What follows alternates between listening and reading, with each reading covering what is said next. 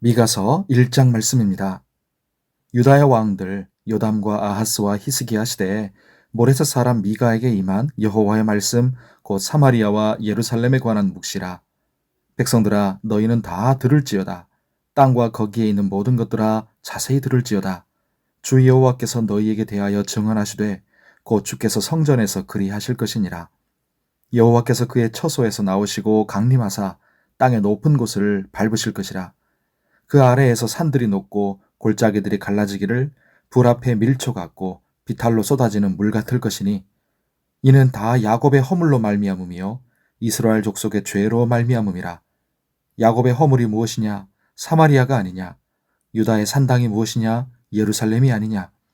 이러므로 내가 사마리아를 들의 무더기 같게 하고 포도심을 동산 같게 하며 또 그 돌들을 골짜기에 쏟아내리고 그 기초를 드러내며 그 새긴 우상들은 다 부서지고 그 음행의 값은 다 불살라지며 내가 그 목상들을 다 깨뜨리리니 그가 기생의 값으로 모았은즉 그것이 기생의 값으로 돌아가리라.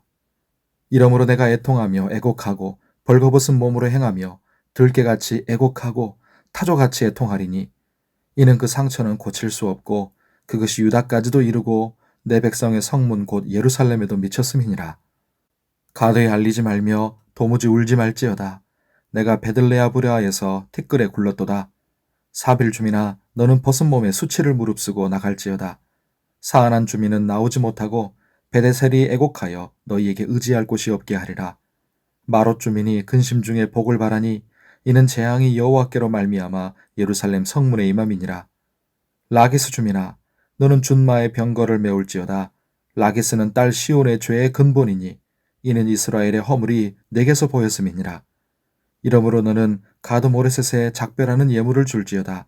악십의 집들이 이스라엘 왕들을 속이리라.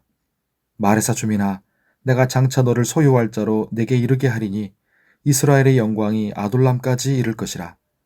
너는 내 기뻐하는 자식으로 인하여 내 머리털을 깎아 대머리 같게 할지어다. 내 머리가 크게 벗어지게 하기를 독수리 같게 할지어다. 이는 그들이 사로잡혀 너를 떠났음이라. 아멘. 오늘 기도하는 우리에게 하나님의 은혜가 함께 하시기를 바랍니다. 미가서는 크게 세 부분으로 구분되는데 각 부분마다 들을지어다 또는 들으라 하는 말로 시작됩니다. 오늘 말씀에서 들으라고 하는 하나님의 메시지는 심판의 메시지였습니다. 하나님이 심판하시는 이유는 야곱의 허물, 이스라엘 족속의 죄 때문이었습니다. 그리고 그들의 허물과 죄의 핵심은 바로 우상 숭배였습니다. 이 우상 숭배의 죄는 먼저 사마리아, 즉 북이스라엘에서 먼저 시작했습니다. 산당을 만들고 우상들을 숭배하면서 음행을 행했고 하나님과 하나님의 말씀을 버렸습니다.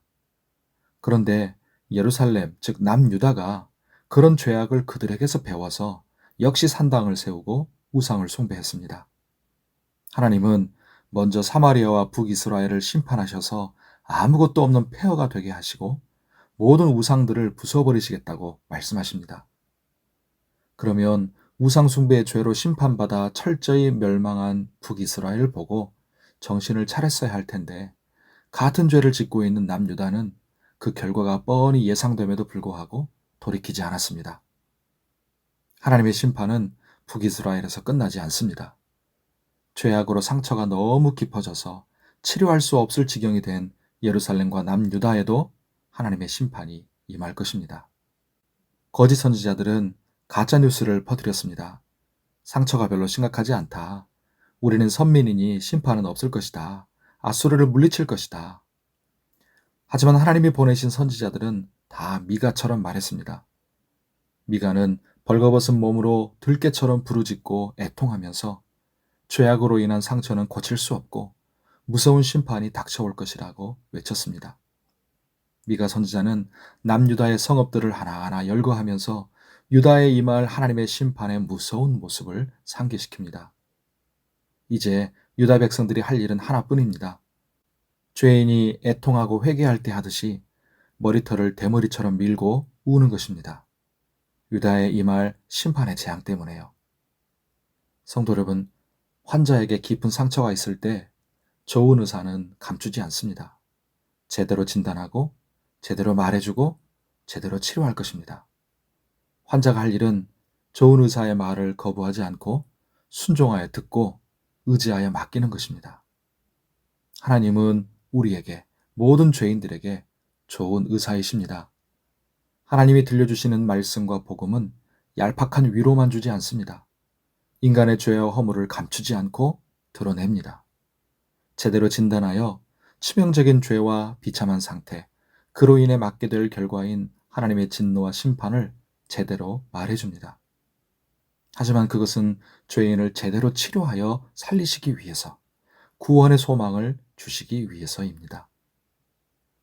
복음은 죄와 심판으로 인해 우리를 절망하게 합니다. 그러나 동시에 예수님의 십자가 은혜로 인해 우리를 소망하게 합니다. 오늘 주의 은혜 가운데 강건하고 평안하시기를 예수님의 이름으로 축복합니다. 기도하겠습니다. 하나님 아버지, 우리 자신의 죄상과 그로 인한 깊은 상처를 제대로 보게 하여 주옵소서. 그래서 제대로 절망하게 하옵소서. 그리고 그곳에서 우리의 눈을 열어 복음 되신 예수님의 십자가를 보게 해 주시옵소서. 그래서 우리가 제대로 치료되게 해 주시옵소서. 좋은 의사이신 하나님의 손 안에서 우리가 복음의 은혜, 구원의 은혜를 경험하고 누리게 하여 주시옵소서.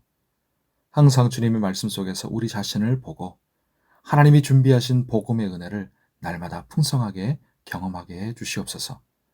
그래서 우리의 마음이 굳어지지 않게 해주시고 하나님이 아닌 헛되고 썩어질 것들을 우상으로 추앙하며 살지 않도록 붙들어 주시옵소서.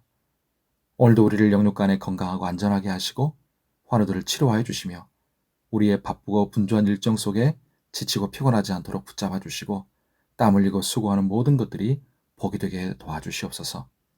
곧 장마철이 다가오는데 안전을 붙드시고 피해 없도록 지켜 주시옵소서.